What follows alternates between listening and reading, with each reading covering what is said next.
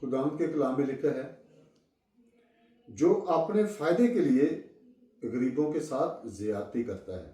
میرے عزیز، آج یہ میں خداوند کے کلام کی بات کر رہا ہوں۔ اپنے آس پاس آپ دیکھیں، پارلیمنٹیرین میں دیکھیں، قومی اسمبلی میں دیکھیں، جہاں کہیں بھی آپ دیکھیں، غریب کے لیے آواز نہیں اٹھائی جاتی۔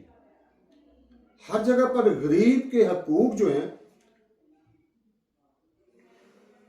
ان کو